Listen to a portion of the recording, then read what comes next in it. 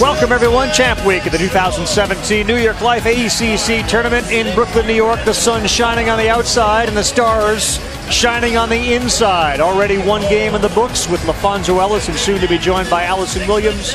I'm Carl Ravitch. We get set for Clemson, 17-14 off a win yesterday against Duke, who plays their first game in the tournament today. As you take a look at the Duke bench, we look back at what happened earlier today. Miami and Syracuse, a real good game. Chance to tie it at the end for Syracuse. They miss it. Reed and Murphy, the stars for the Canes.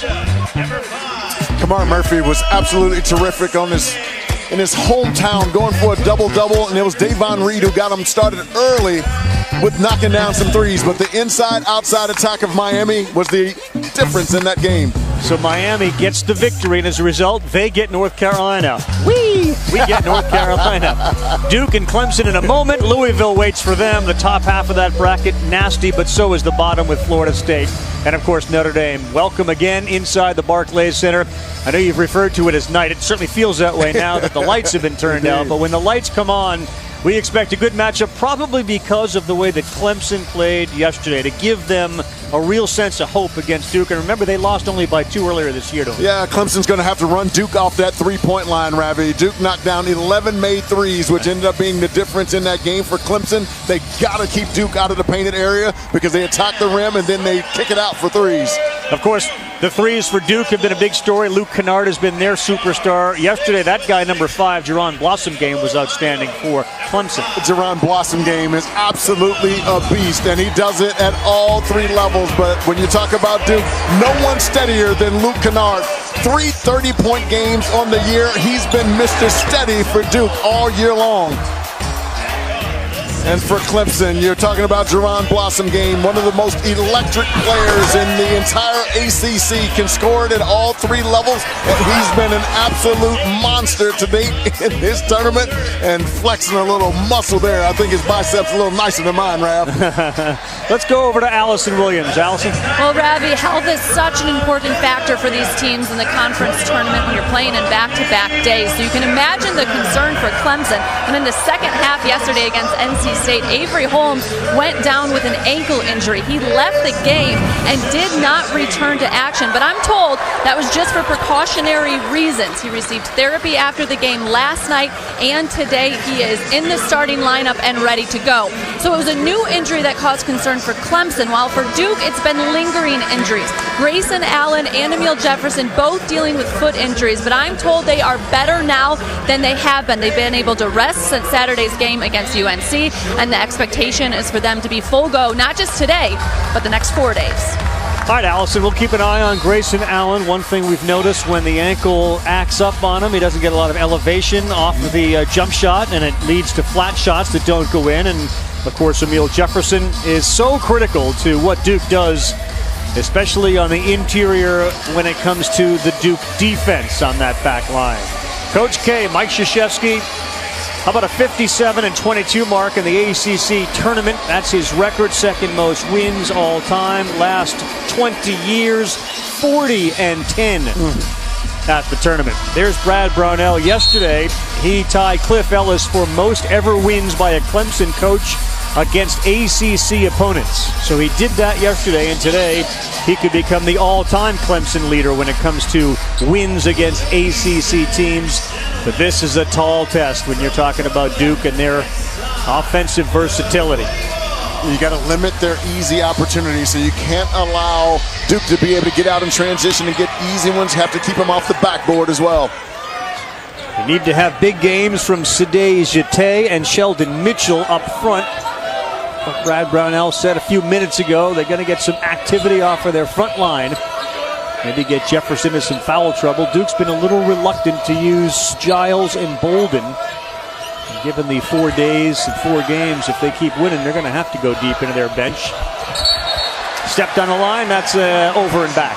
Yeah, Jerron Blossom game there, making a mistake, not catching the ball cleanly, and just had to throw it up in the air. And one of the keys for Duke is being able to neutralize Jerron Blossom game. You're going to see a variety of guys guarding him. It was Matt Jones last time, holding him to 7 points on 3 of 12 shooting. That's going to be a huge key for Duke defensively. Well, Frank Jackson has taken a lot of the minutes because Allen has been hurt. He starts today. Kennard fires a 3 up, and he misses it.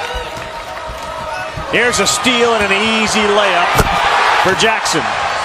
Mistake number 2 for Blossom game. And that's one of the reasons why Frank Jackson is in the starting lineup. His energy is contagious. Does a great job on the defensive end containing the rock. Good look at Avery Holmes there, so the ankle appears okay. He had a contest and go pick that ball up. Interior pass and a good one, and we'll get a foul at the rim on Kennard. Folks, Frank Jackson is a dynamic guard, an explosive scorer, but he's also got tremendous instincts, and his athleticism, elite athleticism, allows him to be a phenomenal finisher in transition. Jackson, the last couple of games, has played 33 and 32 minutes. You just can't keep him off the floor. I mean, Duke's playing with a shorter lineup even to begin with, and you know, for him to be inserted into the starting lineup with Grayson Allen coming off the bench, again, they needed that energy both on the offensive end and defensive ends because he does a great job of getting up and guarding. Jete 1 of 2. And Clemson, with the win here, could really begin to play themselves back into the ACC and now NCAA tournament conversation. Tatum had to go in and out. It's a good look, though, coming off dribble penetration, something that you see often for Duke. They love to attack the elbows off the bounce. A little loose with the ball again is Blossom game. He's on the floor. He gets it to Jete, and they settle down. Blossom game a little erratic early. Yeah, this guy's got to give him some offense, Dante Grantham. We're going to travel on Dante Grantham. You know what? He got the travel, but I'm happy that and pleased that he's in attack mode here early. I mentioned to you, he's been a little cautious lately, has really lost his confidence in his shot. And for Clemson to continue to advance, they need him to be aggressive on the offensive end. That 0-7 against the RPI top 25, looking for a win against a ranked opponent. And starting out with your first 4 possessions, having 3 turnovers is not the recipe for success. Lots of high ball screens coming from Duke today, folks. Tough shot. Jones, he got fouled. And he'll go to the free throw line. Call that one on Shelton Mitchell. That's usually, Clemson's pretty good at that. They usually do a great job of walling you up on your drive and not fouling. And you can't give, we talked about, this game is one of those games where you can't give Duke easy opportunities. You have to make them take tough twos over your D. Missed opportunity defensively there for Clemson.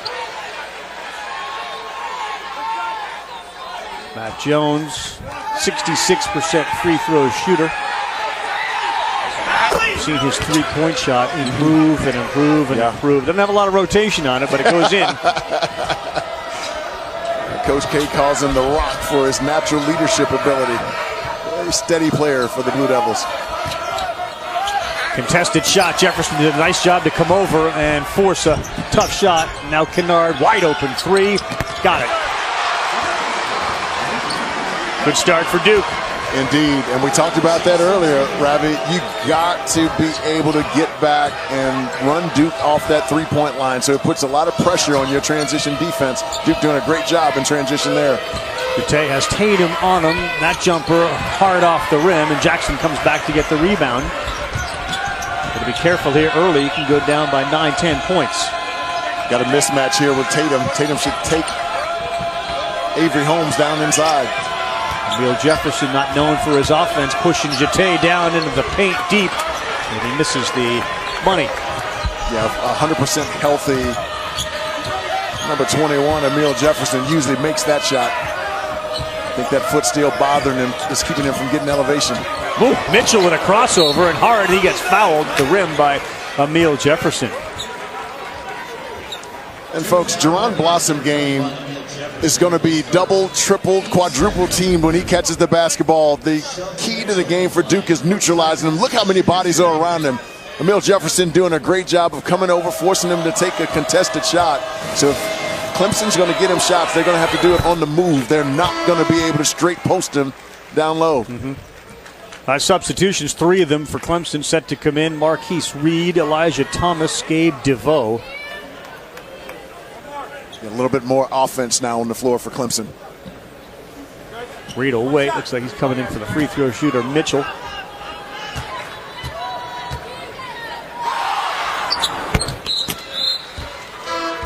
Clemson substitutions. Checking in number 2, Marquise Reed. Number 10, Gabe Clemson Tigers in the ACC tournament 4-6 all time against the Blue Devils.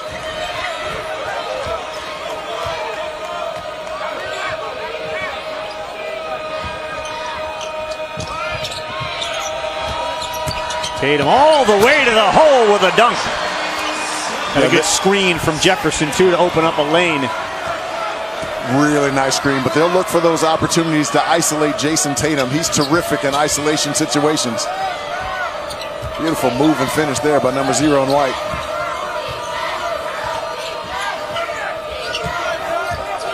Elijah Thomas is open there. Let him go to work. Give him some room.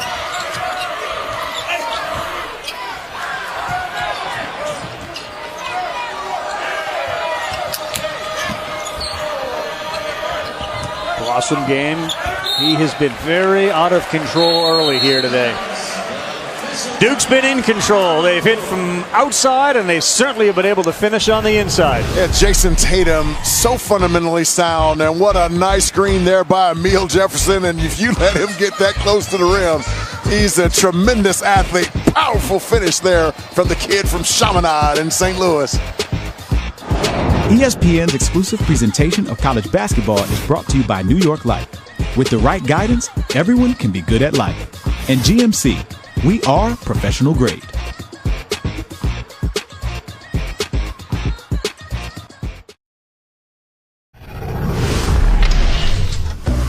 This is one of those teams, boy, up and down all year long. We're playing our butts off. We're not slumping, and our guys are playing great. Pull up jumper, got it.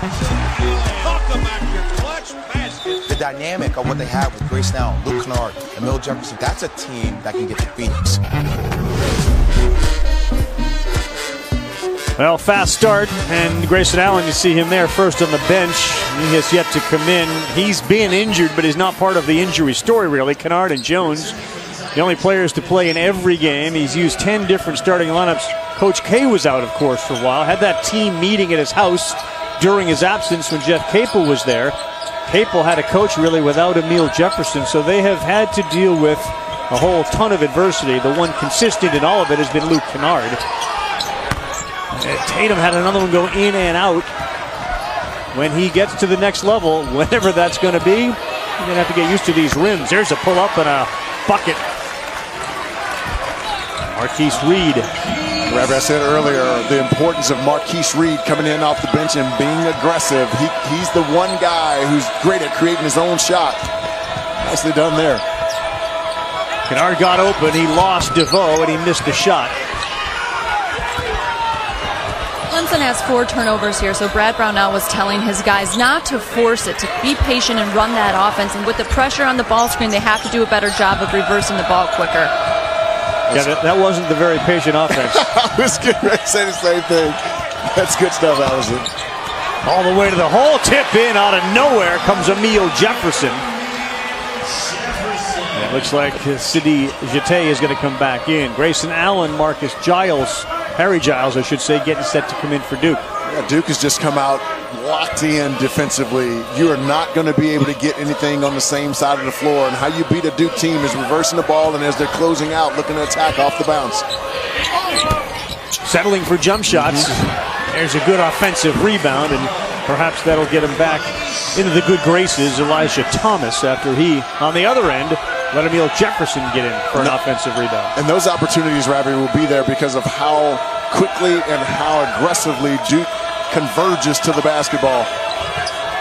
Ooh, a little curly kneel as Kennard slipped and dribbled while on the ground. Hands in there, yep. That was a reach. You could see that hand extend from Elijah Thomas. And folks, Emil Jefferson, one of the elite offensive rebounders in the ACC, and he does a great job of pursuing the basketball. Watch this. No one boxes him out, and at 6'9" with long arms, you got to be able to get a body on number 21 in white and root him out of there, because if you don't, that's exactly what happens as he climbs over the top. Nice little tip in there by Emil Jefferson. It's amazing, too, how the temperature in the room changes when Grayson Allen, no matter where you're at, comes into the game. He elicits a reaction. Blocked there and a foul called. Offensive foul on Tatum. But how about Grayson Allen? You heard him come into the game, and he wasn't the only guy that came into the game, and yet it seemed like all eyes and energy focused on number 3. Indeed. I love his toughness. I love his aggressiveness. And coming off the bench, I think he's embraced the role coming off the bench because it takes so much pressure off of him, because he's basically trying to carry the team on the offensive end. And now he recognizes that he's got a lot more weapons around him. And I see a fresh Grayson Allen out there on the floor this afternoon. He's guarding Marquise Reed right now, and Reed's trying to take him. He pushes off a little bit and then throws up a brick. And Duke picks up the rebound. Harry Giles was open down there with Marquise Reed. He should have delivered that basketball. Got 2 feet in the paint. Giles, of course, with the multiple knee surgeries. He wears a brace on that left knee. Kennard pull up at the free throw line. He starts off cold. They didn't miss too many.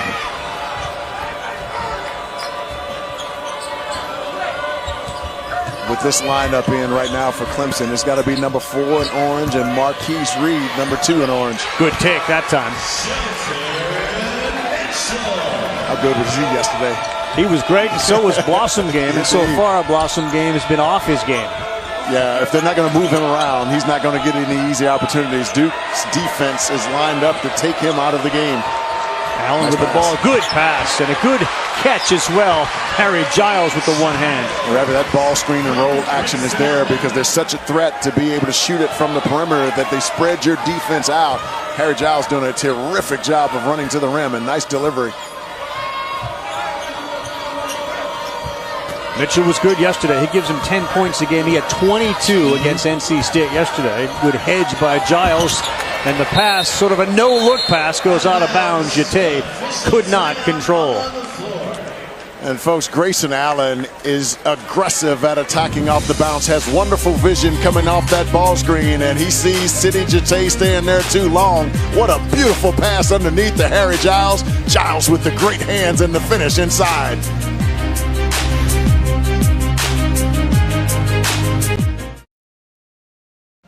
Clemson 3 of 9 from the floor. Duke Blue Devils 5 of 12 turnovers. Fonzie have been a big storyline so far in this one. Yeah, you just can't turn the basketball over against Duke. Some careless turnovers, because Duke's always looking to try to jump the passing lanes there. Frank Jackson doing a terrific job there. And then in the half court, watch as the basketball go inside the Blossom Game. All 4 defenders sink to the level of the basketball. Nowhere to go. Now all of a sudden Duke is off to the races. And when you're turning over against Duke, they not only beat you at the rim, but they got a lot of guys that can spot up and knock down the 3. And that's Luke Kennard knocking it down there. Grayson Allen onto the floor for the first time. Blossom Game has 3 turnovers already for Clemson. This is a Duke team known for its ability to force them. They force about 12 a game. Yes. Convert them into about 14 points. They've converted them 4 points so far today. And that's the advantage right now they have. Got to be really smart with the ball against this Duke team. Wide open shot here. Allen short. Now Clemson's got to push too now. They got some guys that can finish out in transition. They can't be content with just walking the basketball up the floor. They got to try to get some things in early transition in their secondary break as well. Because if they go against this half-court defense of Duke all night long, that's a losing cause for them. Reach in there. Jerron Blossom Game draws the foul. They'll give it to 13, Matt Jones. Number 13, Matt Jones. His first. Fourth on the team. And Ravi, look what happened there. Remember we talked about Jerron Blossom Game. They're not going to be able to straight post him down in the low post. So that time they got him on a little bit of movement and an isolation at the top. That if they want to get him involved in the offense, they're going to have to continue to do it just that way. He had 22 against NC State yesterday as well, and really used his strength inside. A lot of flexing going on yesterday. A lot of flexing. Could have pulled the muscle.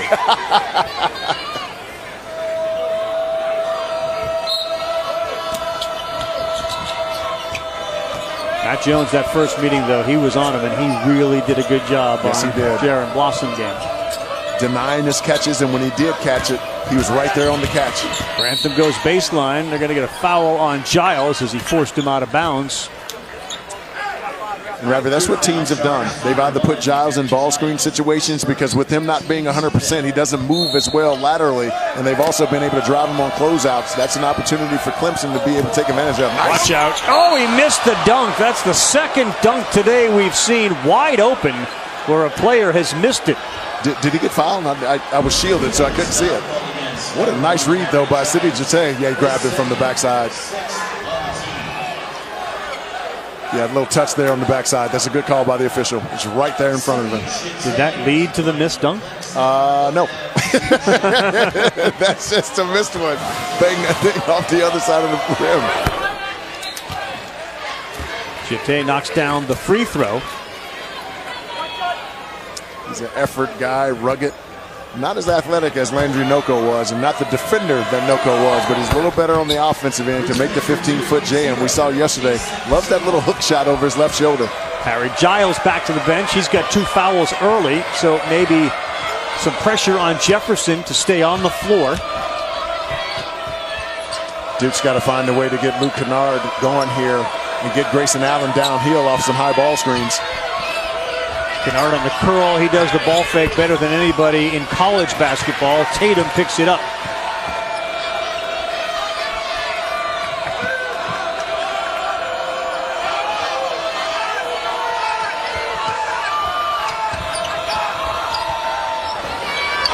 Tatum soft 3-point shot from the top of the key. Yeah, he's confident. He was frustrated after the loss at North Carolina. Coach K got on him about not being aggressive and being a finesse player instead of attacking. He's looking for it. He's hunting that shot today. Tay double teamed. Good pass inside and good position for Blossomgame, who makes his first basket. And that's how it's going to have to be, Rav. When they catch that ball in low box, Duke's not going to let them go one-on-one against their players. They're going to converge, and they have to be playmakers coming out of there. Nicely done by Sidney Jete there. You like Allen as the point guard? Kennard 3 corner. Way off. Another offensive rebound, and Tatum, who just made one, misses one. Offense feel a little different when Grayson Allen is your point guard, and he's been it most of the year. No, I have no problem with him handling the basketball because he makes some good decisions. We saw him earlier in the ball screen situations. He was there delivering that pretty pass to Harry Giles underneath. Yep. But I like him when he's in attack mode, getting downhill. He's at his best when he's doing it. This pass. Kick back to Holmes, 3, in and out, offensive rebound, and that's good. And all of a sudden, Blossomgame has got 4. Again, not straight passing it to him, but Jaron Blossomgame using that athleticism on the move to create some offense for himself. Nicely done by number 5 in orange there.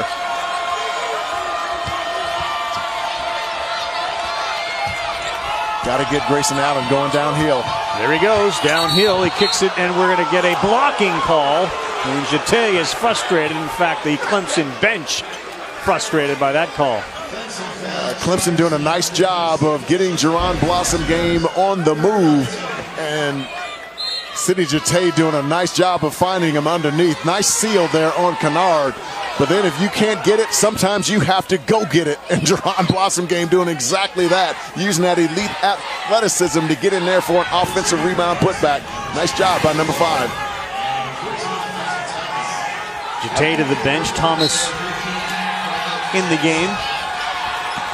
Blossomgame and Tatum now match up.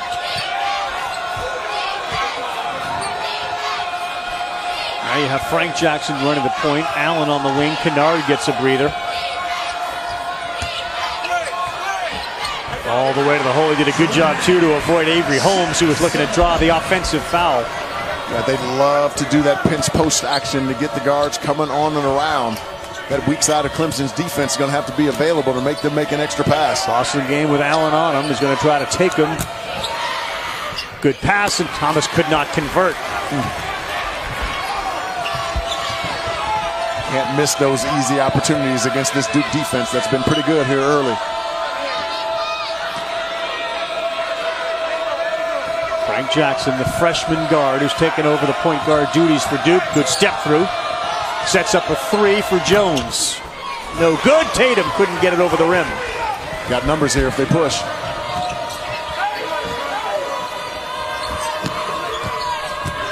Elijah Thomas is working down inside. They got to give him that basketball when he gets open. Blossom game, another turnover, his fourth, and a foul on DeVoe. Jerron Blossom game has made some mistakes, and he just pointed to himself. My bad. Trying to make a name for themselves, the same way the Statue of Liberty has established herself here in New York.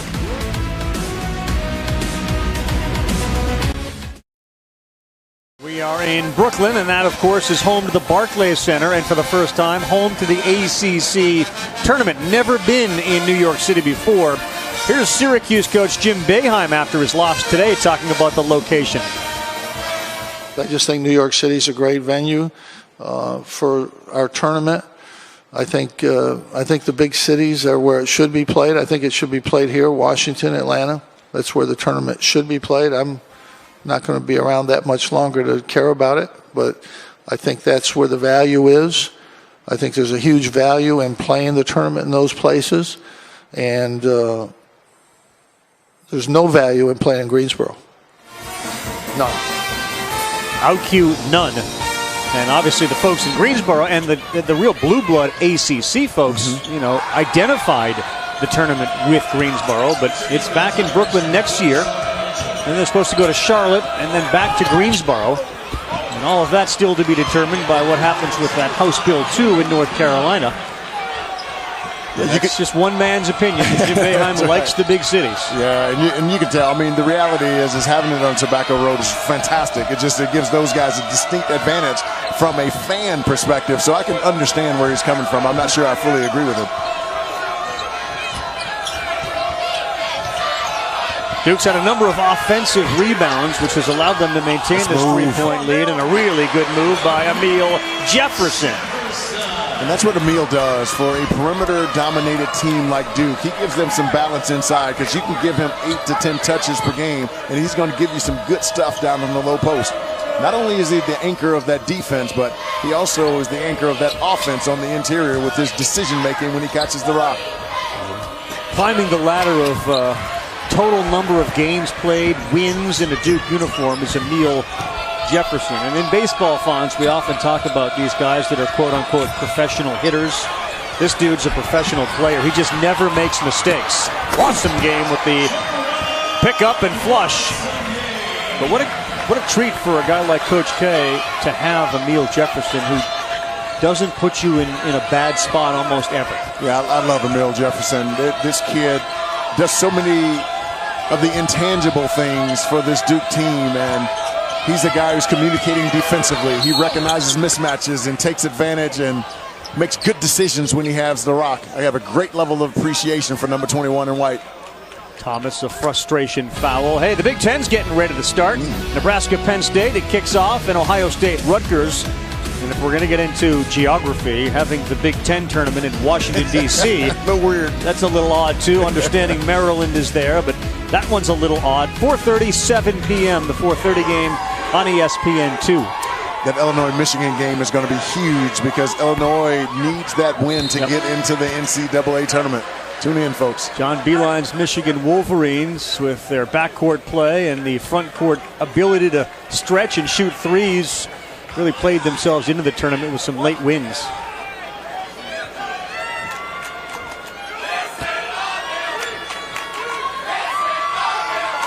Will Jefferson, heart and soul of this team, rebounds, defends, covers up for a lot of the others' mistakes. And what he doesn't get a lot of credit for, I don't think people know how good of a shot blocker he is. Blocks about 2 shots per game. And for the Blue Devils, number 3, Grayson Allen.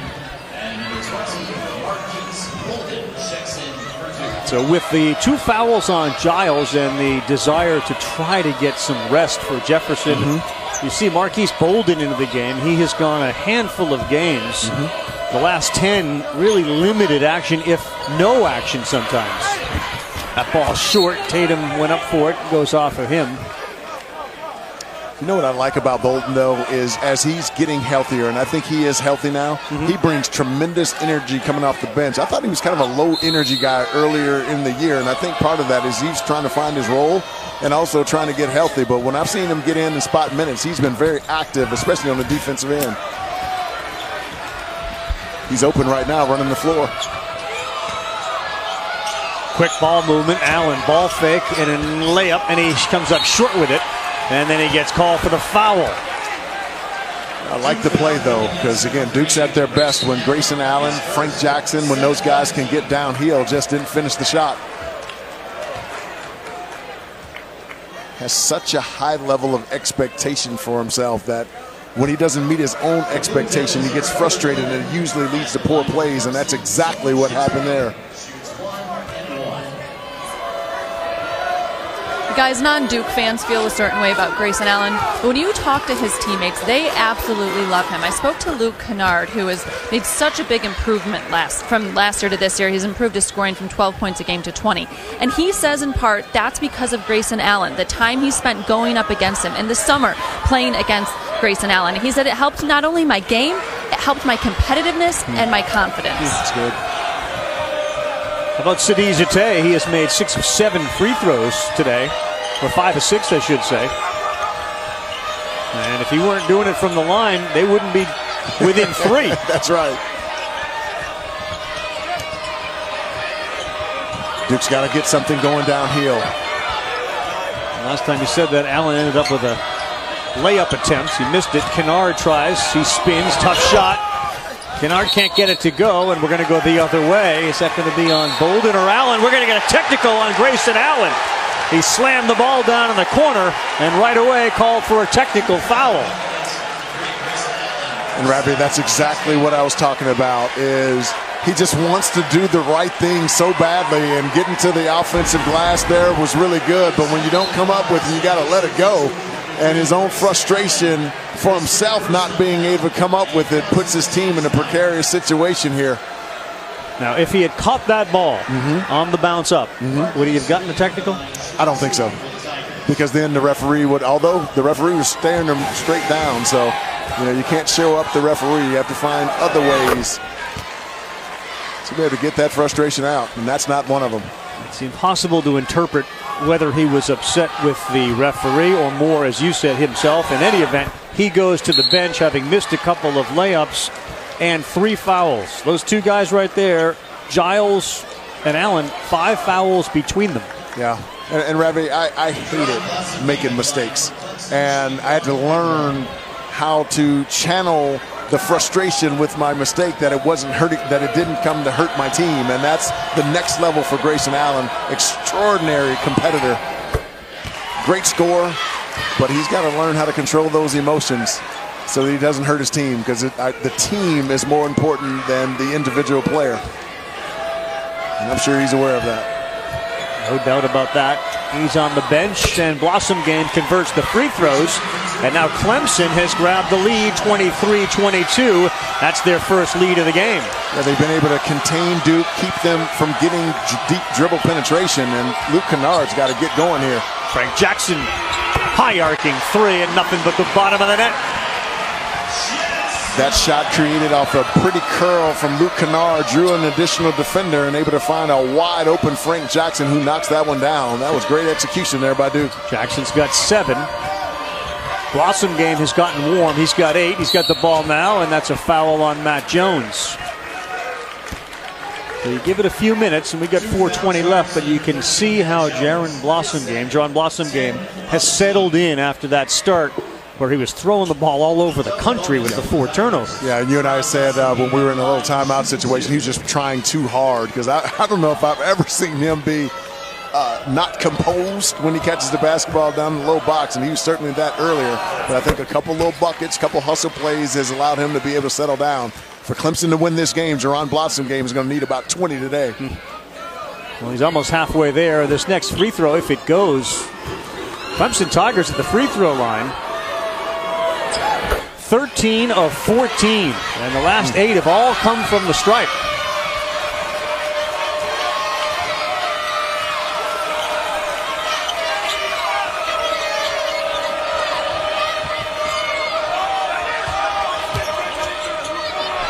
turnover, good hands, and a breakout. Mitchell, kickback, 3, no good, and they had the offensive rebound, and Blossom Game actually knocked it out of the hand of his teammate, Gabe DeVoe.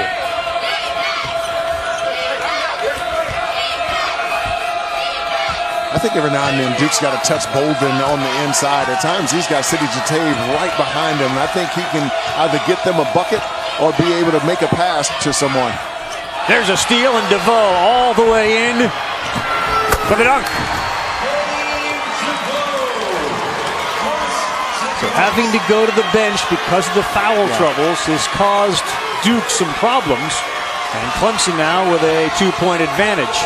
And Bolden will learn. He's just a freshman. But when you catch the ball at that elbow area, you got to make sure you hold it up because the guards are always looking to dig that thing out. He dropped it low and they were off to the races there. There's another steal and a turnover. Jackson, and he's going to get called for a foul. Mounting frustrations for Coach K and the Duke Blue Devils. Some silly fouls. And some of that frustration bubbled over when Grayson Allen picked up his 3rd and then picked up the technical. The ACC tournament, and the intensity is high.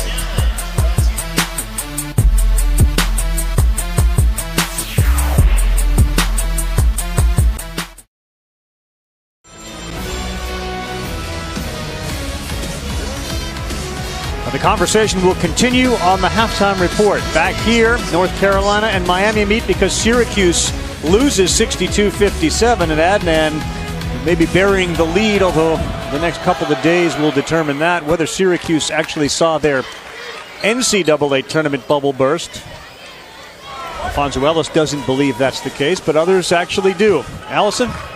Well, it was interesting watching the Duke huddle during the last time out. Coach Krzyzewski spent the majority of the time pleading his case to the officials, while the message inside the huddle to the players from assistant coaches was basically to chill out. They're a little out of sorts right now. They said, you need to calm down, see everything, cut more, move more, trying to get them back on track here.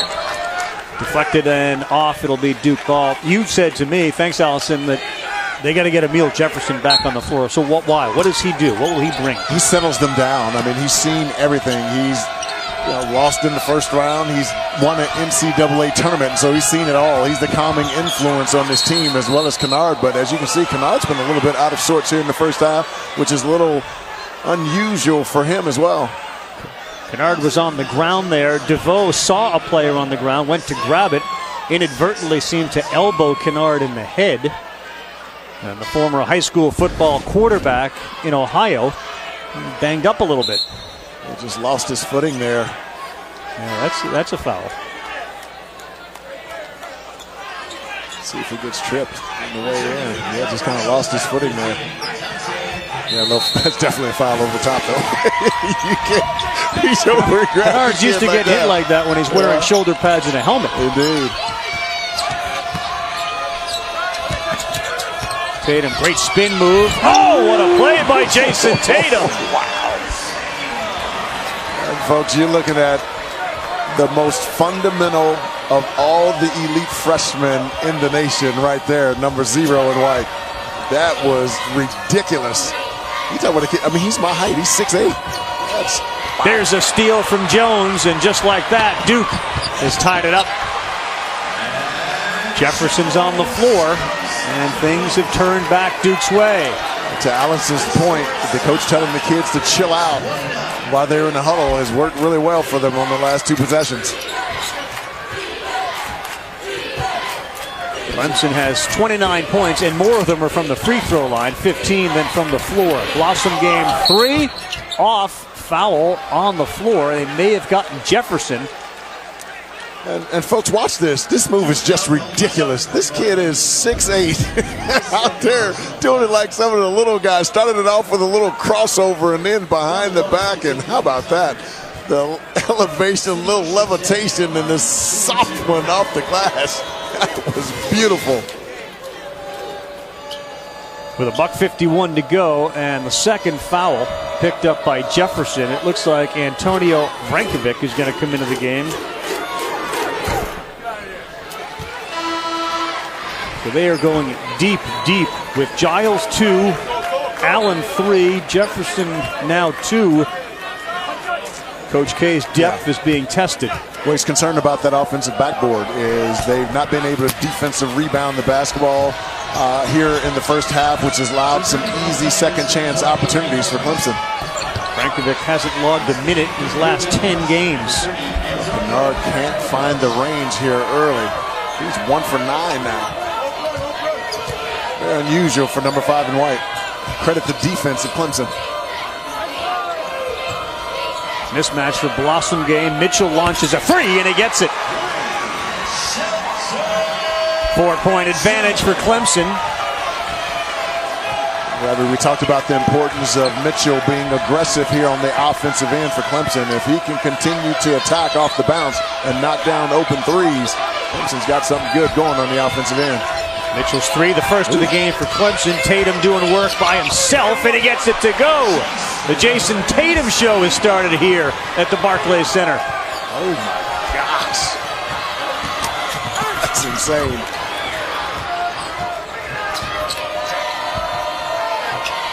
I think they got to throw it inside the Blossom game.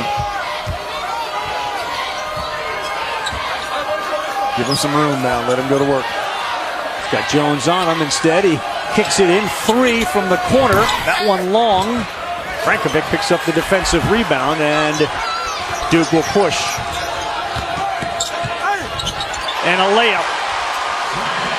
Brings Duke back to a tie at 33-33. Frank Jackson. Clemson had 3 guys back and couldn't contain Frank Jackson from getting to the rim. That transition defense has got to get better. They're hoping to win this game. All right, quick 30-second timeout. We're tied. 10 seconds to go. Back to the Barclays Center and the ACC tournament right after this.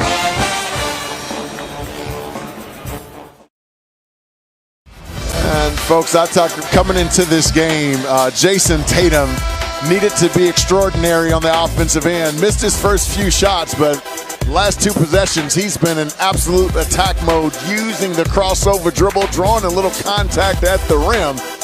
And he's really starting to assert himself. One of the best players in the country at one-on-one basketball because of his ability to change speeds and change direction. Extraordinary at 6'8".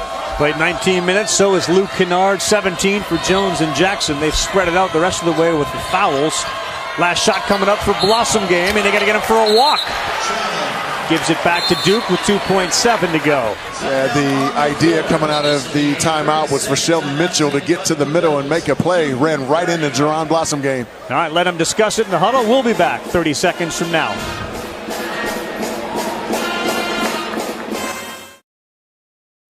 Hey, weeknights, the new 6 o'clock Sports Center on ESPN. Michael Smith, Jamel Hill. They got their own brand of style and personality. A lot focused tonight on the NFL, and word about Tony Romo and a decision the Cowboys apparently are on the verge of making. The 6, available streaming live on the ESPN app and watch ESPN. So 2:07 to go. Grayson Allen with 3 fouls and no points in. And they will try to get it in and get a 3-point shot from one of the guys. All of them capable of shooting a 3 right now. Can't allow the ball in the front court. Stepping out of bounds, now 0.8. So neither team able to execute down the stretch.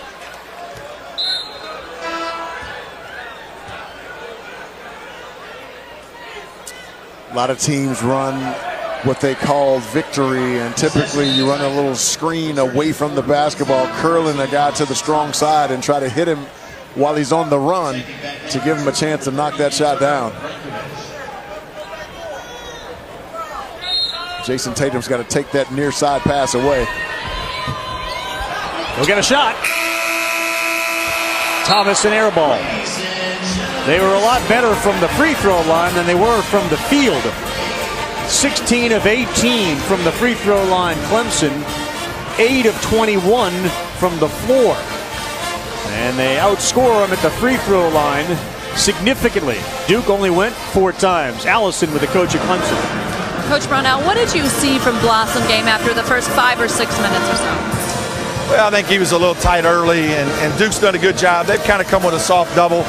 We've gotten into the high post a few times, which we wanted to do. I think he's just got to relax and not try to make a play every time he catches it. He wants to win so badly. He's got to relax and let some of the game come to him. And then defensively, what are some things you need to shore up in the second half? I think we've done a good job. I think there's a couple closeouts and penetration that has beat us. we've done a pretty good job of contesting threes. They have made a few, but you know, they're going to do that. I think if we can continue to rebound the ball, we're going to have a chance. Brad, thank you. Thank you. Looking for a win over a ranked opponent. That's the story for Clemson. Duke and Jason Tatum go to the locker room tied 33-33. It has not been a smooth first half for the Blue Devils. Our halftime report guaranteed to be smooth. Adnan, Seth, and Jay Williams.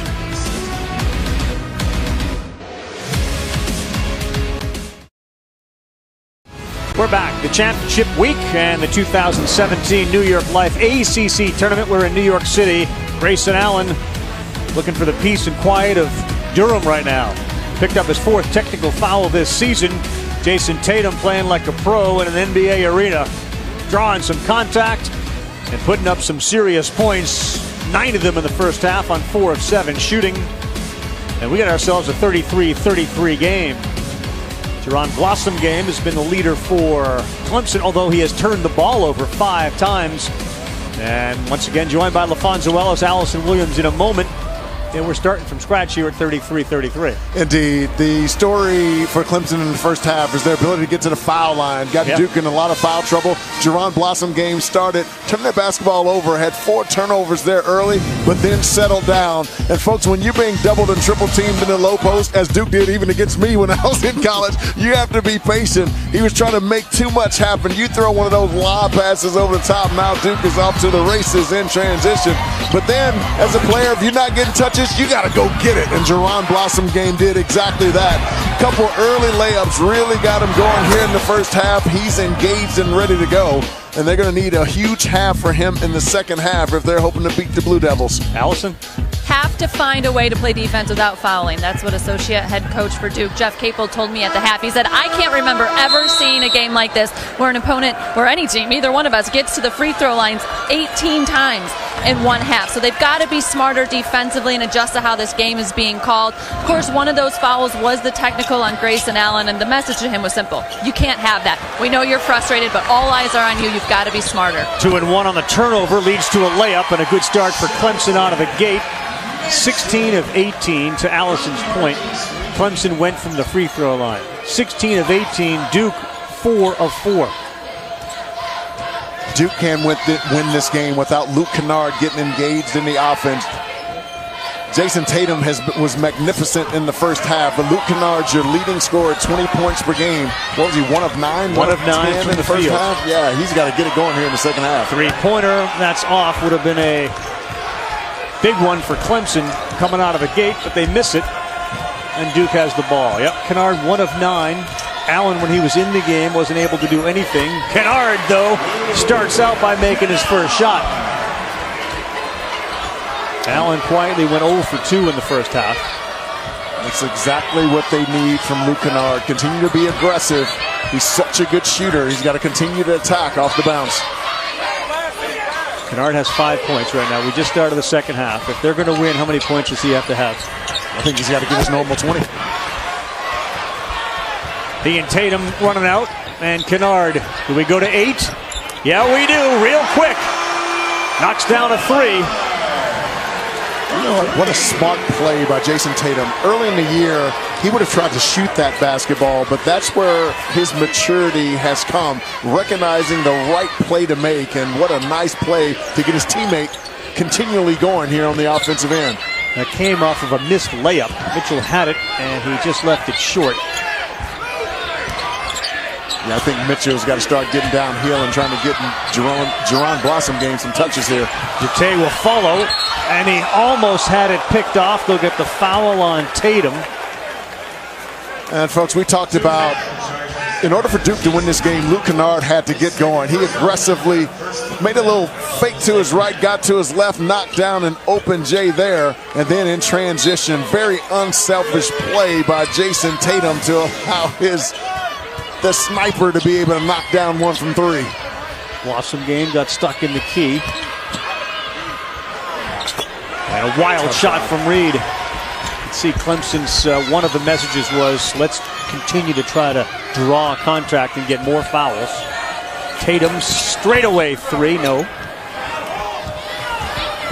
Got to be able to change sides, though. Those early three-point shots for Duke, not what Coach K wants. Mitchell can't spin it in, but he'll get the foul. And that's on Frank Jackson. He picks up his second. So nearly every Duke player that's on the floor has 2 fouls, multiple fouls. Robert, I like what Clemson's doing. Yesterday when we watched them play, we talked about their need to be able to push on missed shots and on turnovers and get out, and they've done exactly that. And when they've been able to do it, they've been able to either score and or get fouled. Right. Kennard, the only one with 1 for Duke. Tatum, Jackson, Jefferson, all multiple fouls. And that guy, Grayson Allen's got 3. Matt Jones with 2 personals.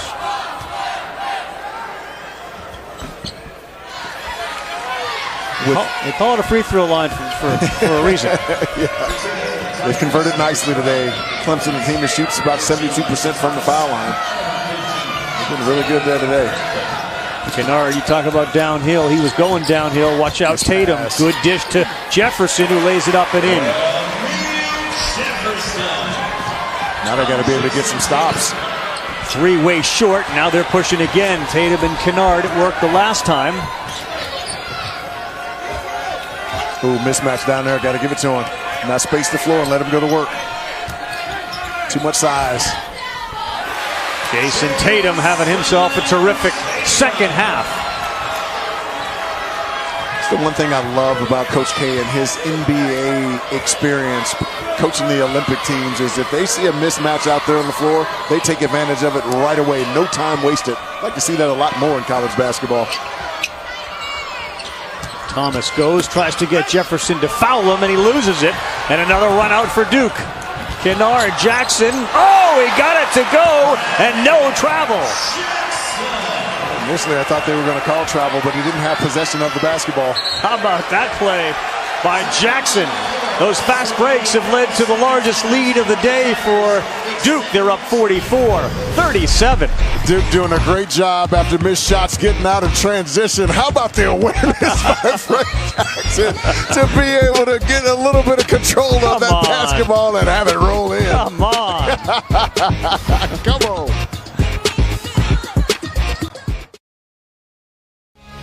We're at the Barclays Center on the day that Jim Boeheim said he'd like to see it in the big cities all the time. That Greensboro is not a place he wants to go back to. We look back on the ACC tournament history. Nobody's won more titles than Duke, although Carolina, the favorite this year, could tie them with a win. NC State with 10. Here are your 6 different winners over the last 6 years. And, of course, Carolina trying to repeat. Think about teams that win the ACC tournament, then go on to win the NCAA championship. 2010, that's the last time that happened with the Duke Blue Devils. They got themselves a 7-point lead, Fonz. Yes, it's amazing when you think of, at least when I think of the ACC, I think of Duke, I think of Carolina. You would think they would have dominated the ACC tournaments, but a lot of diversity there. Duke's done a great job defending and not getting fouls called. And they've used the fast break and a hot Luke Kennard. He just misses a long 3 there. He gets that thing out of his hand quickly, doesn't he? Great move, Mitchell to the hole. He loses it. It's almost as if Clemson is looking for the fouls versus trying to finish the basket. Good observation. Brad Brownell frustrated. Coach K sees his team with their largest lead of the game.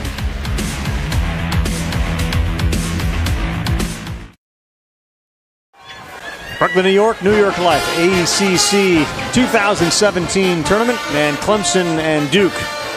Well, they were 33-33 at one point, now 44-37. On the afternoon where Luke Kennard has struggled, Jason Tatum has loomed large. His ability to make plays off the bounce and knock down perimeter jump shots. One of the better isolation players in all the nation. He's been absolutely brilliant, catching mismatches down in the low post, and he's a terrific scorer. 11 points in this game.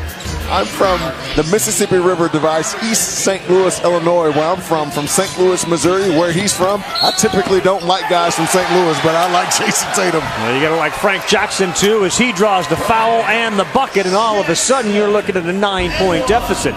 Their energy that Frank Jackson brings to the game, again, is contagious with this Duke team. And if you get any confusion on your ball screen coverage, he's explosive enough to attack the gap and get to the rim. That was a great read there by Frank. This is the free throw, so not a double-digit deficit.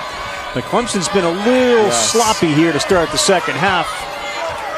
Too many turnovers, Rav. 11 turnovers in this game that have yielded 10 points off turnovers. Awesome game. We're going to call a charge, and right in front of Brad Brownell. He didn't like that. Matt Jones bounced up off the floor and kind of gave that sheepish little grin, too. I don't think he agreed with it either. Let's take a look here. I don't know about that one, partner. I think that's a no call. 6 turnovers for Blossom Game. That one won't go. They got a run out, but they don't see Blossom Game, who is way ahead of the field. Well, Mitchell's got to get it going himself, because his ability to put pressure on that defense with the push will create some opportunities for himself and try to get Blossom Game some opportunities offensively. Mitchell had 22 points yesterday in that game against NC State. DeVoe pulls up. That's a long rebound and easily corralled by Tatum. Mismatch here. They'll clear the floor. Ooh, got it! Jason Tatum continuing to put on a show. I'm telling you, folks, I've watched this kid all year long. He's the most offensively gifted of any freshman in all the country. Look at the quick spin there, and his ability to recognize mismatches and make a quick move to the basket, extraordinary. Watch the higher degree of difficulty here. He practically wrapped that around City Jate. My goodness, that was sweet. How about the wingspan to be able to get that ball up? They've on an 11-0 run and now lead by 12, 49-37. Robbie, Clemson can't win this game without Shelton Mitchell, number 4 here in orange. He and Blossom Game have to carry this team on the offensive end. That's a big three. DeVoe calms the waters a little bit for Clemson. Now they'll need a defensive stop or two. 34% from the three-point line. He was 0 for 3 the last time these two teams played. So any additional offense they can get from him and Marquise Reed is a bonus. It's a mismatch here. They'll spread the floor and allow him to go to work. He stops. Jete was busy clapping defensively. And Tatum a rare miss.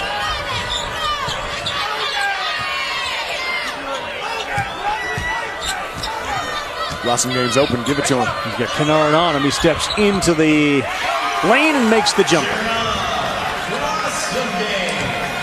I love what Jerron Blossom Game did there. Got deep post position, and Luke Kennard tried to push him off the lane, but he's right on the lane, which allows him to wheel into the lane with that sweet little hook shot he's got.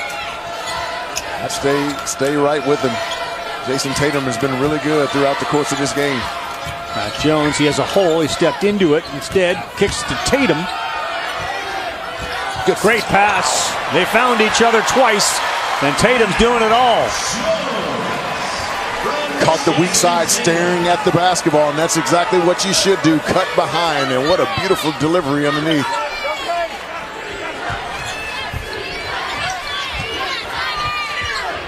Mitchell, open three, got it. It's got to be Mitchell. It's got to be Mitchell and Blossom Game, the balance of this game here in the second half. But they got to be able to get some stops. They may have to run someone at Jason Tatum because he's got it going here. They have 26 of the team's 45. Is Tatum getting into that category where you can carry a team all the way to a championship? Oh, he's special.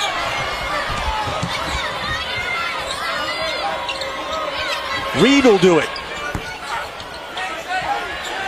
It's too early of a shot, Ravi. They got to get that ball on the move. And again, Mitchell and Blossom Game need to touch the basketball every time down the floor.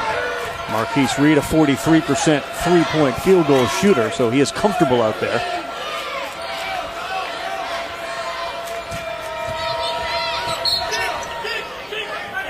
Tatum, the facilitator.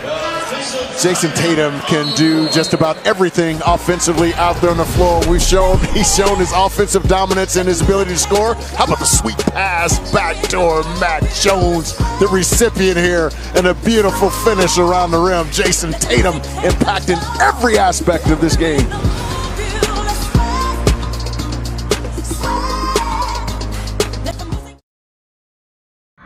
Double bye for the teams that finished in the top 4, so the top 4 seeds not in action until Thursday. Number 1 seed North Carolina will be on the floor with Justin Jackson.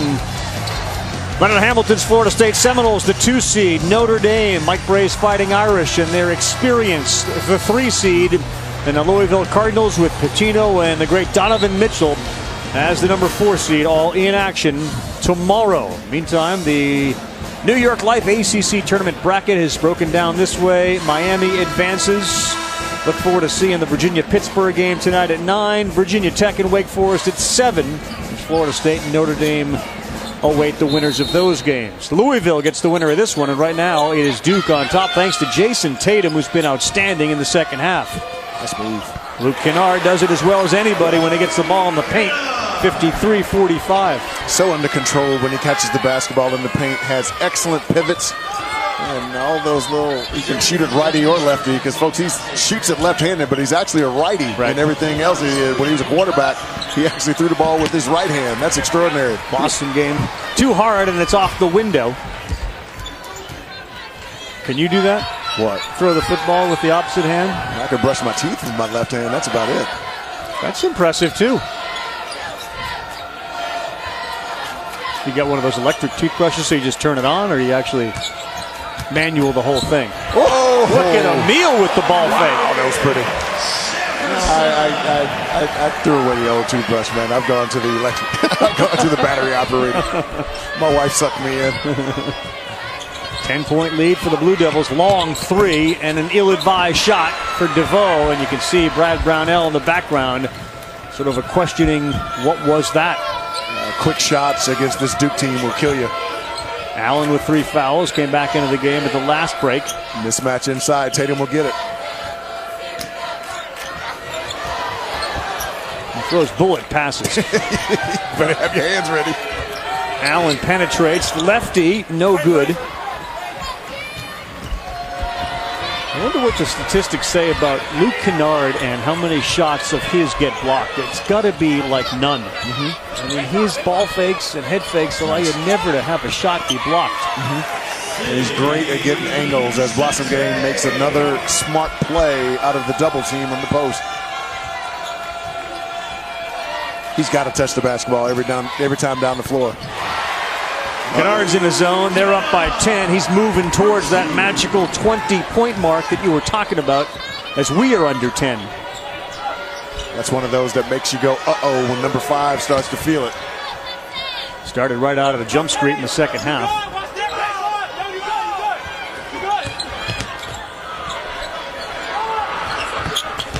Not the shot the Clemson Tigers wanted from Jete. In fact, the last couple of shots have been ill-advised. Another possession down the floor. The Blossom Game didn't touch the basketball, ended up in a poor result. He's got to touch the rock every time down the floor.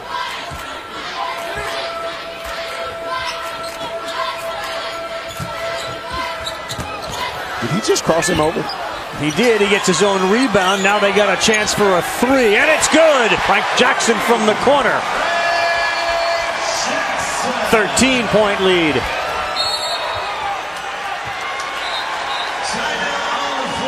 And Clemson calls a timeout. Remember the story in the first half, everybody, were those free throw shots. They had 18 of them in the first half. They've got 2 free throws in the second half. Yeah, Duke's absolutely on a roll right now offensively. What a beautiful move and pivot there by Jefferson. And now Jackson, off of a dribble penetration on the inside, kicks it open for a Jackson 3, and he's been terrific today as well. I think he's around 14 points now in the game. 16 on 7 of 9 shooting. And that's the one thing, when I talked to the Clemson coaches before the game, they were concerned about middle penetration. They did a really nice job in the first half of limiting it. Here in the second half, that pinch post action, which is throwing it to the elbows, Duke has been able to get into the lane at will, and Clemson has been punished by it. The Blue Devils are feeling pretty good about themselves. This is going to be a challenge for them to get through the ACC tournament. They're going to be in the NCAA tournament, and there's a guy, the great Grant Hill, who won a couple of NCAA championships with the Blue Devils back in 91 and 92. He, of course, played for a handful of teams in the NBA. And tonight, speaking of the NBA, That's a pretty good player there. David Robinson, the Admiral, with Danny Ainge of the Celtics. His Celtics will be playing the Warriors. 10:30 Eastern time tonight. Pistons and Pacers kick things off. It starts at 7 with the NBA Countdown. It streams live on Watch ESPN and the ESPN app. Another way to say it, you got NBA on ESPN, college basketball tournament here on ESPN2. Nice. And folks, if you don't know much about Grant Hill, during our time in the NBA together, he was the second best three-man in the league, only to Scottie Pippen. He was extraordinary. It's amazing how Jefferson and everyone else could avoid fouls. Giles comes in and within 4 seconds just picks up another foul. Again, folks, he's missed 15 months of basketball. It's going to take him a while to first get back 100% healthy and then allow his instincts to start to take over. Oftentimes when he picks up those fouls, he's just out of position, but make no mistake about it, if he can get back to 100%, Harry Giles is going to be an extraordinary player.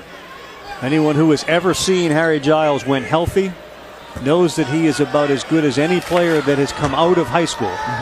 And obviously the injuries have really curtailed him. Because of that, does he come back to college next year? Well, I think it depends on where they're going to take him in the draft. If he can be guaranteed as a first-round pick, I think he should go. The money's just too good right now, and I think he'll get extraordinary care there. And basketball and building his body will be his #1 priority.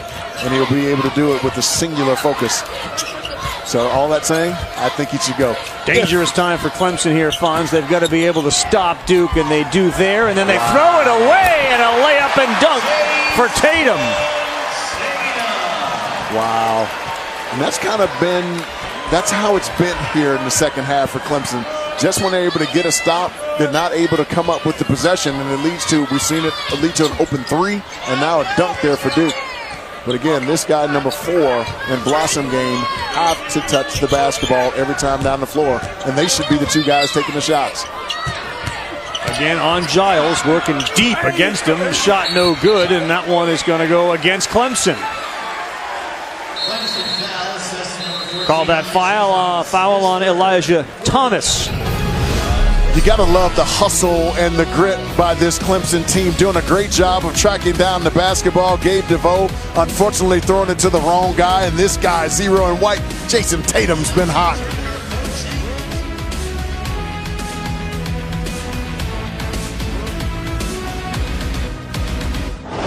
ESPN's exclusive presentation of college basketball is brought to you by New York Life.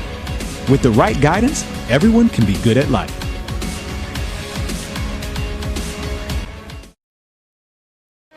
Welcome back, everyone, to the Barclays Center. Duke 62, Clemson 49.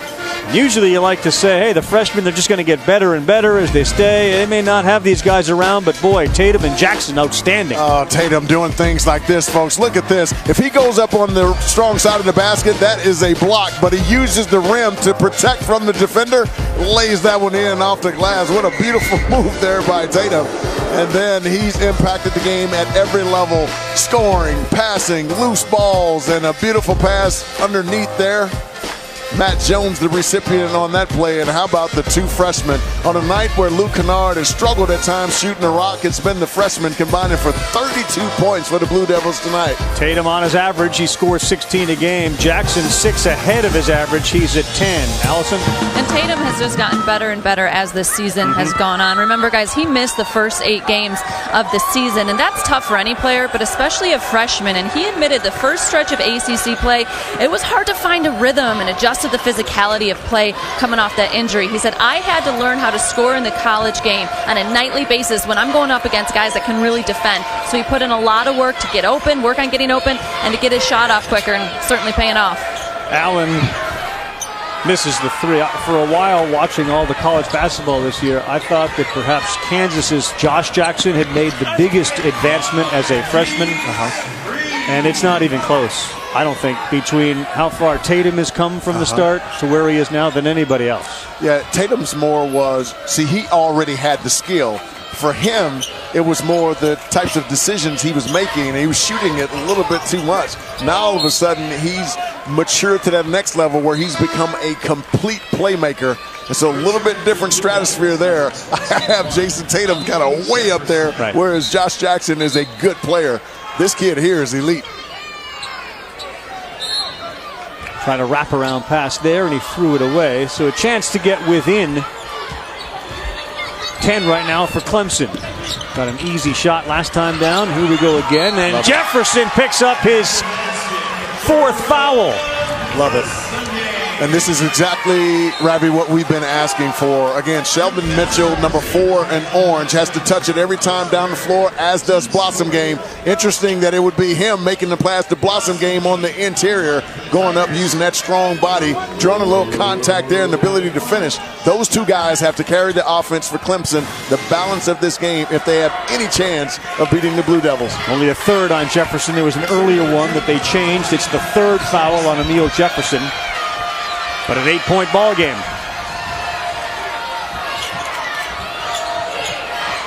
Make Duke take contested 2s. We're going to call it on the floor.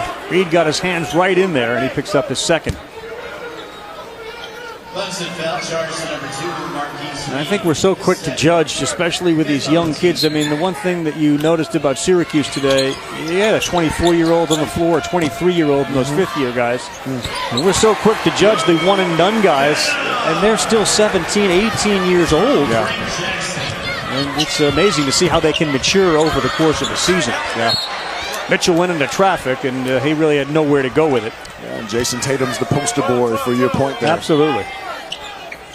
Josh Jackson as well. I mean, because remember early on, he was kind of trying to do too much, and then all of a sudden he settled down and went from shooting in the 20s from the 3-point line to nice pass underneath there. That was pretty. To shooting almost 40% from the 3-point line there. You got to allow these kids an opportunity to mature. Miles Bridges, Michigan State. That's great, yes. Learning curves. Everybody's a little different. Not everybody on the same trajectory.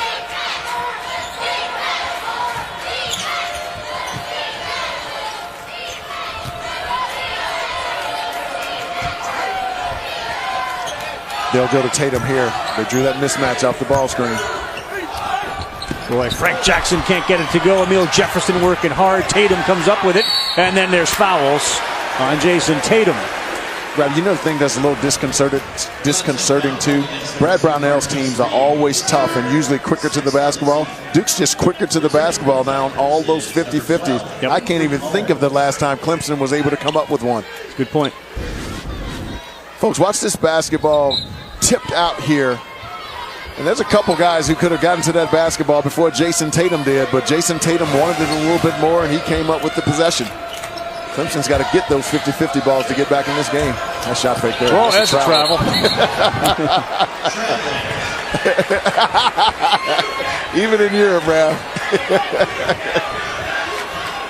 He held his ground on the ball fake, and then like, well, that worked. I'll just keep going. I'm telling you, man, there's something about this NBA floor, bro. Extra steps. Nice pass. It would have been a nice pass. It just didn't get through. Yeah. Another turnover and a costly one as Clemson continues to shoot themselves in the foot. Yes.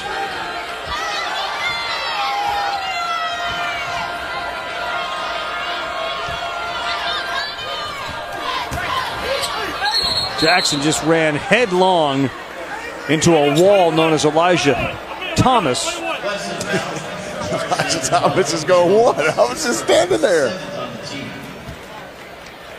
I'll tell you what, Josh Jackson, I mean, Frank Jackson twisted his ankle a little bit too coming on that play. Let's see, Elijah Thomas, is he? Nope, he didn't get set, so that's a good call by the official. But you can tell by his reaction, he was like, what? I was just standing there.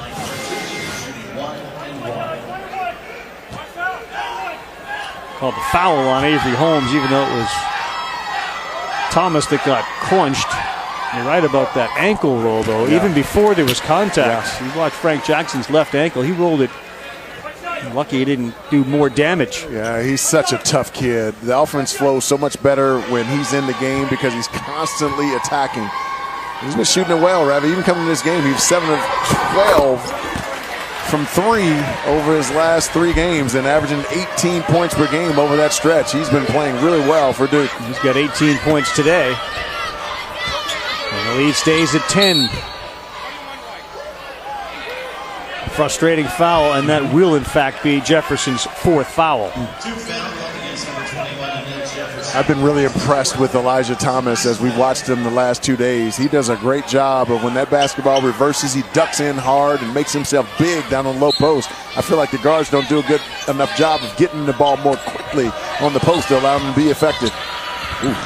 Good move by Blossom game. 10 points, now 8. You leave Jefferson with 4 fouls in the game? No, I think you got to get him out of there. The problem is I know Coach K is thinking what we thought earlier is when he went out of the game, all of a sudden Clemson went on that run because he's a steadying influence on this Duke team. Matt Jones launches a 3, short. Kennard picks it up, and he makes the layup. Offensive rebound, second chance points have really helped Duke in the second half. Another 50-50 ball that Clemson didn't come up with. Mitchell 3, good. See, I think he's got to be more aggressive, Randy, offensively. He and Blossom game can absolutely put it in the cup. Those two guys got to be aggressive here down the stretch. Neil Jefferson on the floor with 4 fouls for Duke. Kennard's 3, no good. And we'll keep it here with Jefferson ending up on the floor. Looks like they're going to get that call on Thomas. Elijah Thomas has that facial expression that said, what did I have to do to get a foul called against them? That's 2 in a row on me. We've had a lot of fouls called against them tonight. Yes. I know how you feel there, big fella. 4 fouls for Thomas.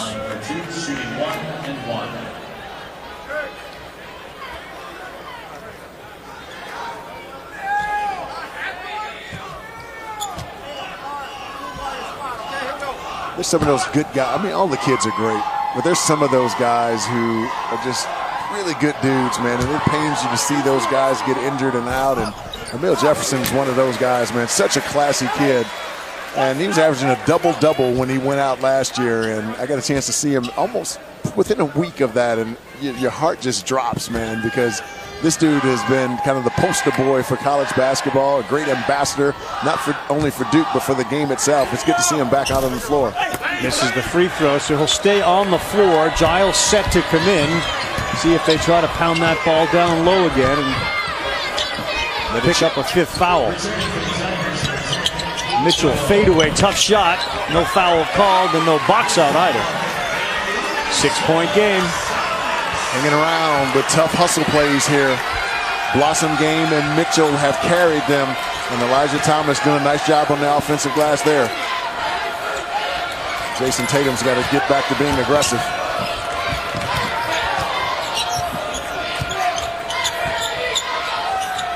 Making it hard to get it to somebody they want to get it to. It's now Tatum with 5. He'll launch. No good in the box out by Clemson. Chance to cut it down to 4, if not 3. Foul. Doesn't go, but they're going to get Kennard, and he's the one guy that has stayed out of foul trouble.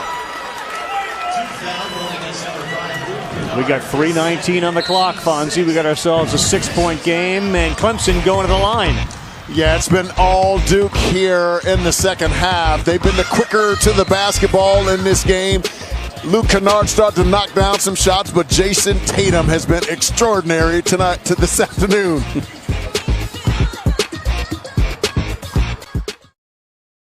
Danny Manning, Wake Forest, one of the best players in college basketball. John Collins as they get set for a showdown at 7 Eastern time on ESPN2 against Virginia Tech. And Pittsburgh using their offense. They got a showdown with Virginia at 9. I think it's going to be interesting to see how Virginia Tech covers John Collins because he's so patient when he catches the ball down in the post. Yep. We saw him yesterday, frustrated early, but he was phenomenal in the second half with his decision-making against the double team. We got ourselves a 4-point game here. Clemson battling their way back in. Duke on a little cold, one of their last 6 from the field. And again, Emil Jefferson on the floor with 4 fouls. Grayson Allen on the bench. Frank Jackson getting the bulk of the minutes. Allen also in foul trouble. Jason Tatum set to go one-on-one. He blows by. There's a block from the backside. And out of bounds, they'll give it to Clemson. It's a really nice move by Jason Tatum, but I love how Elijah Thomas held his ground. Going straight up, forcing him to take a tough shot and blocking it. Nicely done by Elijah Thomas defensively. And Brad Brown now during that last timeout told his guys the pressure's on Duke to make shots. There's a shot now reflexing as Reed goes to the basket with a chance to pull Clemson within one. Well, we talked about Clemson needing their two guys, particularly Mitchell and Blossom game, to be able to carry them on the offensive end. But this is exactly what Marquise Reed does. He's terrific coming off the bench and giving them some energy because he's phenomenal at attacking off the bounce. And Coach Brownell also reminded his team that back in 2014 in the ACC tournament, they were down 7 late to Duke, and they rallied to almost when the game ended up losing by 1. He's like, you've been in this position before. You can fight your way back in this game, but you have to make them make contested shots, and you cannot help them out with fouls. Good stuff, Allison. Great move by Kennard. Again, nobody better at the ball fake, head fake as he gets it to go. And the lead goes back to 3. Clemson has really done a job with Jefferson now 4 fouls driving. They had been on a 12-3 run since Jefferson had picked up his 4th foul. Now 12-5. And a kick on Kennard.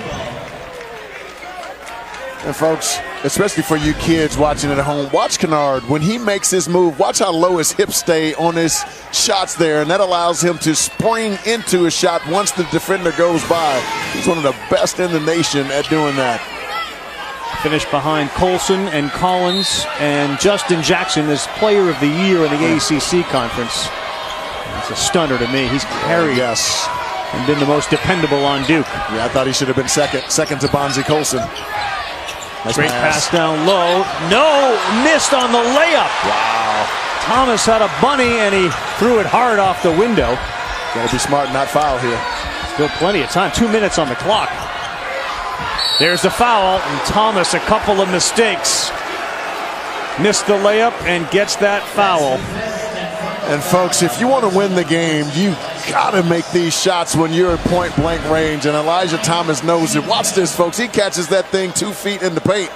No one there. You've got to put that one in and maybe dunk that basketball inside. There may have been a little light contact there. He ended up shooting with his left hand. Did you see that? Yeah, he's left-handed. He had an easy bunny. Drop it in. Yeah. Went to the left and got too much on it. Now he's fouled out of the game. Come back to the other end and compounds it with the foul. That's a great point, Rad. Clemson had a long way to go to qualify for the NCAA tournament, but certainly a win over a top 10 team would have moved them perhaps from the next 4 out to the first 4 out with another chance against Carolina to play themselves in. Now, here's what's important for Clemson, though. They can't allow that missed opportunity to take them mentally out of this game. He makes these 2 free throws here. They got to go down the opposite end, execute, and get a good shot. Yeah, you got to remember, there's not 15 seconds left. There's a minute 51. Nice. I know that feeling, Elijah Thomas. I've missed some point-blank range, too. Had an opportunity to seal the deal against that great Lakers team with Shaquille O'Neal and Kobe Bryant. Went down the lane, didn't think I had enough time, so I rolled it instead of dunked it. Rolled it off the back of the rim. We lose by 1. It's a terrible feeling. He's wearing it right now. So Jackson make the 2 free throws, and he now has 20 points in the game. He and Kennard 20 and 18. Tatum 16. You said it. I asked you at the start of the second half, how many is he going to need for them to win? You said 20, and he is knocking on the door. Boy, he's so patient. And even the great Dale Ellis taught me, when you have a bad shooting game in the first half, just zero it out. And you're 0-0 to start in the second half. He's come out with that kind of mindset. He's been able to get some early, quick looks at the basket. And now all of a sudden, he's got you going. He's one of the best shot fake artists in the country. So crafty when he catches the basketball near the rim. Luke Kennard's got it going here in the second half. 7 of 10 from the floor. Fonzie 15 second half points and 18 in the game. Chance here to sort of survive if they can. All the foul trouble they got into between Jefferson, who now has 4, Allen, who barely played, picked up 3, technical.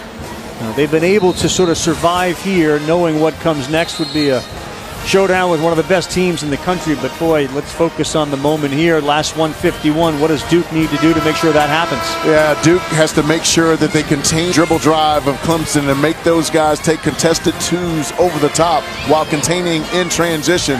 For Clemson, they got to be aware of where Luke Kennard is on the floor.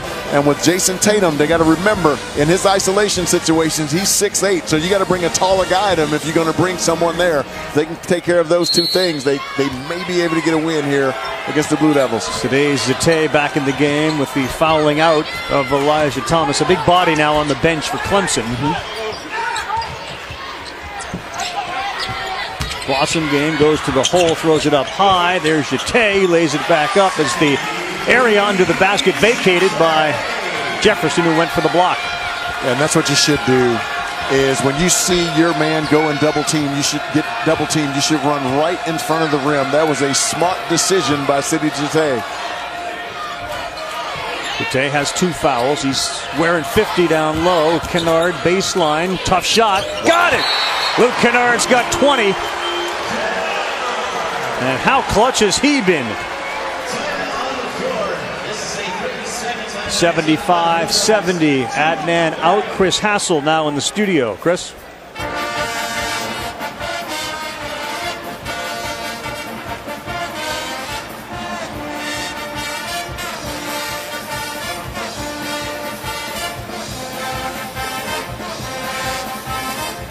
Hi, Chris. Thank you. The Michigan airplane, by the way, Fonzie, the Michigan Wolverine airplane, they were taking off and there were high winds. They put the brakes on, skidded off the runway. Wow. Plane was pretty banged up. Nobody seriously hurt at all for the Michigan team, and now they're trying to figure out some alternative travel plans. As one of the members of the Michigan staff texted Andy Katz, we're just grateful we didn't get in the air. Wow. That's great news. Clemson last 5 losses, and this has been a story for Brownell. All those close games. In fact, they have 9 losses by 6 points or less. Wow. And I saw the list of them there, 4 of them by 2 points. Reed, Mitchell, Blossom game 2, 4, and 5 respectively. Have to get it done on the offensive end here for Clemson. Tough shot, no good. Zate battles. Looked like Jefferson slapped it out of bounds. Yeah, they'll review that one. They'll take a look. So with 55 to go, they will review. Again, it looked like Jefferson slapped at it. The question was, did it hit another hand or finger on the way out of bounds? And folks, they're allowed to go to the monitor under 2 minutes here in the second half. Just want to make sure you get it right. I love that they've given them that freedom. Let's take a look here. Emil Jefferson off his left hand. Pretty clear here. You know, one of the conversations around college basketball, as you watch that go off the hand of Jefferson, has been the job security of somebody like Brad Brownell. Now, we just gave you the resume of these close losses. Sure. And look, this is a college that just won the National Football Championship. Right. Their standards there are pretty high. What would your assessment of Brad's job be? I think Brad's done an extraordinary job. Again, this group here, there's probably, 6 possessions away from being a 500 team in the ACC. So if I'm the person in charge over there, the AD, I wouldn't get rid of him so quickly, because he's done a nice job at Clemson, and they've had to overcome a lot this season. 3 in the corner, short, rebound Kennard, and Duke up by 5 with 50 on the clock. See, I think Mitchell's got to take that shot. That's the guy who's got to take that shot. Number 4 in orange. When do you foul? There you go. You guys were talking about all the close losses for Clemson this year. One thing Brad Brownell pointed out to me is how well opponents have shot against them from the free throw line. Opponents have shot 77% from the line. That's the highest among major conference schools. And you know, in those close games, down the stretch, case in point right now, that's oftentimes where the game is decided, and opponents have shot incredibly well against them. Well, Frank Jackson misses that one. I think the other testament to a coach is how engaged the players are end of game, even when you're losing, because at some point you go into that locker room or you go to practice and you lose by 1, you lose by 2. It keeps happening. Well, they keep coming back and getting into those games. Yeah. It's not as if they've lost by 10, 12 more often. They keep the close games. Nice Boston pass. game gets it down low on a good pass, and the lead is just 3. That came off the hands of Mitchell. Now Tatum gets fouled, to Allison's point. We just saw Jackson miss 2 free throws. And folks, watch Sheldon Mitchell. We talk about how important it is for he and Blossom game to have the ball in their hands. Number 4 in orange, eyes always up on the push. And what a beautiful pass over the top. Perfectly placed there. away from the extended arms of Jones. And Blossom game, we talked about his elite athleticism, just turns around and jams that one inside. Duke has missed 3 of their last 5 from the stripe. Tatum 1 of 1, and he's a very good free throw shooter. Shoots 87%. Rabbi, I expect a little full court pressure here. Going to have to go for a trap. And again, I wouldn't foul right away if they can catch him in one of those corner areas. I'd try to tie it up. But if they don't get it in one of those areas, they're going to have to foul right away. Grayson Allen in, Jackson out. Reed, tough 3, nowhere near it. And how about Tatum going up in traffic and bringing it down? Why are you shooting that ball like that? 29 to go, only down 5. Yeah, you got to get something going to the basket there, Rav.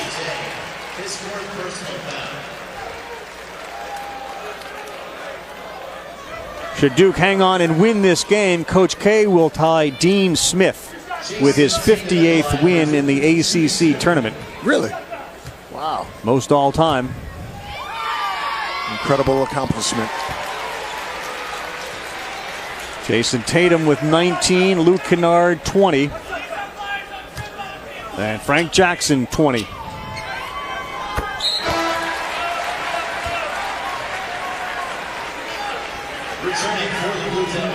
Early push here, Rav, trying to get into the painted area, and if you can get all the way to the front of the rim, great. If not, someone should be open on the perimeter.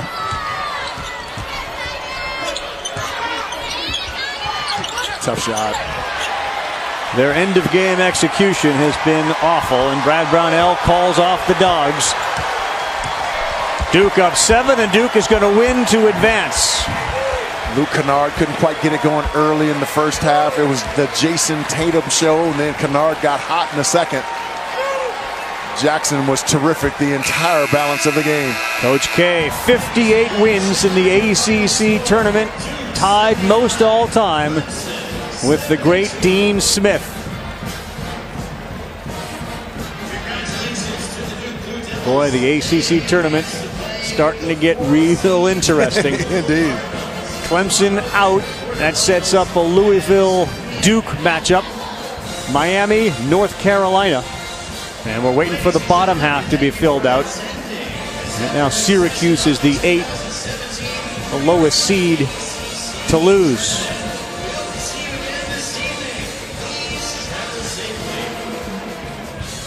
Awfully impressive on that big stage, though, how Jason Tatum, the freshman, delivered for the Duke Blue Devils.